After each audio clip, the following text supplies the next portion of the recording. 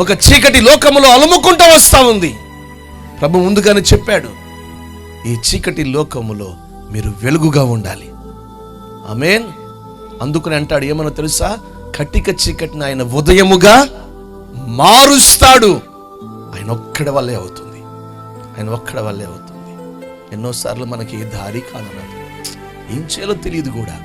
నిరుత్సాహం మీదకు వస్తుంది, చాలా కృంగదీస్తుంది. ఆ నిరుత్సాహంలో అనిసిది వేళ నిజమే మన జీవితం ఎలా ఉంటుంది అనుకుంటే ఇంకా బ్రతకటం అనవసరం.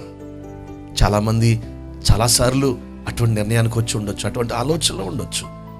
జీవితంలో ఎదుర్కొంటున్న పరిస్థితులు నీ జీవితాన్ని ఇదిగో కటిక చీకటి అనుభవంలోనికి లాగే ఉండొచ్చేమో. కానీ ఈ రాత్రి నా ప్రభు చెప్తున్నాడు, ఇదిగో సహోదరుడా, సహోదరి, ప్రియమైన తల్లి, తండ్రి, ఇదిగో నా ప్రభు మాట ఇస్తా ఉన్నాడు. నీ కటిక చీకటి ఉదయముగా నా ప్రభు మార్చబోతున్నాడు.